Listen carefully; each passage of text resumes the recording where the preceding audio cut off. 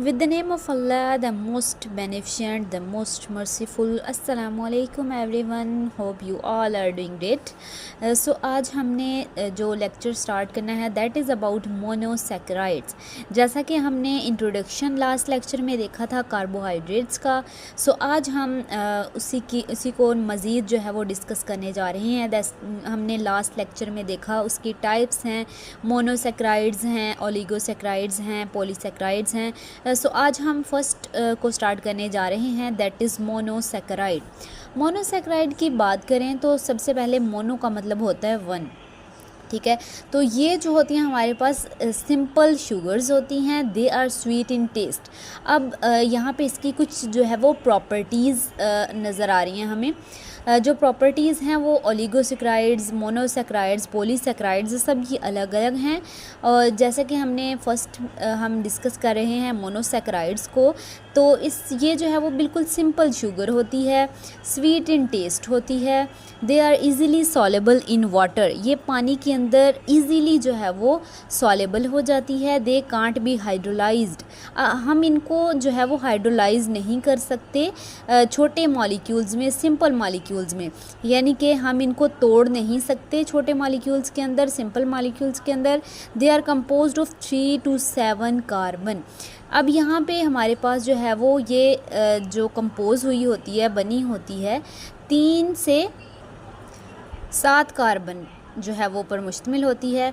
अब अगर हम बात करें तो कार्बोहाइड्रेट्स की जो है वो इसमें हमारे पास टाइप्स होती हैं, या एल्डो शुगर होती है या फिर कीटो शुगर होती है। एल्डो शुगर का क्या मतलब होता है, अगर एल्डिहाइड ग्रुप साथ अटैच हो तो वो एल्डो शुगर होगा, और इसकी एग्जांपल ग्लूकोज है। इसको हम नेक्स्ट जो है वो डिटेल से देखते हैं। कीटो शुगर की बात करें तो यहाँ पे हमारे पास कीटोन शुगर होगी, यानी कि कीटोन ग्रुप ऐड होगा यहाँ पे, और इसकी एग्जांपल जो है वो फ्रुक्टोज़ है। अगर हम क्लासिफिकेशन की बात करें मोनोसैकेराइड्स की, on the basis of number of carbon, carbohydrates को नंबर ऑफ कार्बन की बेस पे क्लासिफाई किया जाता है। कुछ मोनोसैकेराइड्स जो हमारे पास हैं, ट्रायोज है, टेट्रोज है, पेंटोज है, हेक्सोज, हेप्टोज, 3 से 7 कार्बन। हमने देखा कि जो मोनोसैकेराइड्स हैं वो 3 to 7 कार्बन ही उसमें कंपोज हुए होते हैं। यहाँ पे हम देखते हैं सबसे पहले ट्रायोज को, इनकी क्लासिफिकेशन की गई है। ट्रायोज को देखें तो ट्रायोज जो है वो 3 कार्बन शुगर है, present intermediate, form in photosynthesis and respiration. अब दो जो है वो हमारे पास फॉर्म्स हैं, या तो फोटोसिंथेसिस और रेस्पिरेशन, दोनों में ही हमारे पास क्या हो रहा है, ट्रायोज यूज़ हो रहा है, ठीक है। अब यहाँ पे ट्रायोज की बात करें तो हमने फार्मूला में देखा कि 3 कार्बन है, तो यहाँ पे भी 3 कार्बन, यहाँ पे भी 3 कार्बन। यहाँ पे हमारे पास एक होती है एल्डो शुगर और एक होती है कीटोन। अगर हम एल्डिहाइड को पहले देखें तो एल्डिहाइड में फर्स्ट कार्बन के ऊपर डबल बॉन्ड, फर्स्ट कार्बन जो है वो उसके साथ डबल बॉन्ड अटैच होता है, और जो कीटोन होती है उसमें सेकंड यानी फर्स्ट के अलावा किसी के साथ भी अटैच हो सकता है। तो यहाँ पे 3 कार्बन है, फर्स्ट पे जो है वो डबल बॉन्ड आ गया, तो कार्बन ने 4 बॉन्ड अपने पूरे करने होते हैं, तो एक हाइड्रोजन के साथ। तो इसी तरह नीचे भी हमारे पास बॉन्ड्स पूरे हुए हुए हैं, और इसे कहते हैं ग्लिसरॉल्डिहाइड। और दूसरे की बात करें तो सेकंड पे हमारे पास कीटोन ग्रुप ऐड है, इसे कहेंगे डाईहाइड्रोक्सी एसीटोन। तो ये हमारे पास ट्रायोज की एग्जांपल्स हो गई। टेट्रोज की बात करें तो यहाँ पे 4 कार्बन प्रेजेंट हैं।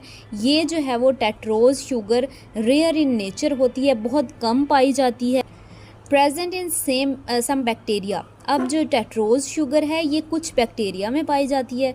इसको अगर हम देखें तो जैसे यहाँ पे 3 कार्बन थी तो टेट्रोज में 4 कार्बन है, यहाँ पे 4 कार्बन प्रेजेंट है। उसी तरह फर्स्ट पे डबल बॉन्ड और यहाँ पे सेकंड पे आ जाएगा, और सेम जो है वो कार्बन के 4 बॉन्ड्स पूरे हो जाएंगे।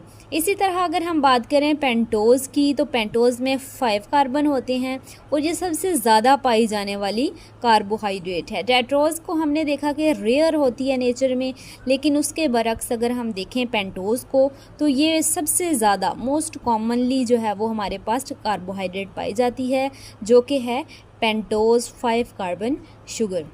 अब जैसे नाम से ज़ाहिर है पेंटोज़ यानी 5 कार्बन, तो इसमें 5 कार्बन्स अटैच होंगी और उसी तरह से एल्डोज़ ग्रुप और कीटोन ग्रुप इसके साथ अटैच होगा और हमारे पास जो है वो OH ग्रुप और H ग्रुप इसकी जिसकी वजह से कार्बन के 4 बॉन्ड्स कंप्लीट होंगे। तो ये हमारे पास राइबोज़ हो गया, जिसमें हमारे पास क्या चीज़ है, एल्डिहाइड ग्रुप अटैच है। और ये राइबोलोज हो गया, जिसमें हमारे पास क्या चीज़ अटैच है, कीटोन ग्रुप। इसी तरह अगर हम बात करें हेक्सोज़ की, तो इसमें 6 कार्बन होते हैं और 6 कार्बन ग्लूकोज में होते हैं और फ्रुक्टोज़ में होते हैं। इसी तरह ये अगर हम यहाँ पे डिफरेंस देखें तो जो 3rd कार्बन है उसमें OH साइड पे, इस साइड पे चला जाएगा और H इस साइड पे आ जाएगा। लेकिन यहाँ पे भी इसी तरह होगा कि OH इस साइड पे चला जाएगा और H इसी साइड पे रहेगा। बाकी जो है वो सेम सिनेरियो है। सेकंड पे कीटोन ग्रुप और यहाँ पे फर्स्ट पे एल्डिहाइड ग्रुप अटैच होगा और ये ग्लूकोज है और ये क्या है, फ्रुक्टोज है। इसी तरह अगर हम देखें रिंग स्ट्रक्चर को, तो हमारे पास 2 टाइप्स के होते हैं, राइबोफ्यूरानोज और ग्लूकोपाइरानोज। राइबोज अगर जो है वो बनाए 5 कॉर्नर्ड रिंग, यानी राइबोज है 5 जो है वो कॉर्नर वाली रिंग बन रही है, तो उसे राइबोफ्यूरानोज कहेंगे। और अगर ग्लूकोज है और वो 6 कॉर्नर्ड रिंग बनाए, रिंग स्ट्रक्चर बनाए, तो क्या कहलाएगा, ग्लूकोपाइरन। अब वो जो पीछे हमने देखे ग्लूकोज और दूसरा जो है वो हमारे पास फ्रुक्टोज का स्ट्रक्चर, उसको हम रिंग की फॉर्म में देखते हैं। ऑक्सीजन ये आ गया जो डबल बॉन्ड के तौर पर मौजूद था और ये हमारे पास सेम वही स्ट्रक्चर बन गया है रिंग की फॉर्म में। और ये ग्लूकोज का, ये हमारे पास जो है वो क्या है, राइबोफ्यूरानोज है और ये क्या है, ग्लूकोपाइरानोज है, जिसमें 6 कॉर्नर्ड रिंग है और ये 5 कॉर्नर्ड रिंग है।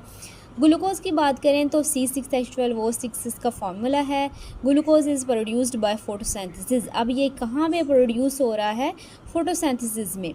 Free state glucose present in fruits and grapes. अब जो है वो फ्री स्टेट में ग्लूकोज पाया जाता है वो किस किस चीज़ में होता है, फ्रूट्स में भी होता है, ग्रेप्स में भी होता है। ब्लड में 0.08% ग्लूकोज पाया जाता है। 10 gram glucose is used of 717.6 kilo calories of solar energy. तो ये हमारे पास जो है वो ग्लूकोज के बारे में था। होप सो आप लोगों को लेक्चर क्लियर हो गया होगा। कोई भी क्वेश्चन मोनोसेक्राइड्स के बारे में हो तो आप कमेंट सेक्शन में पूछ सकते हैं। अल्लाह हाफिज़।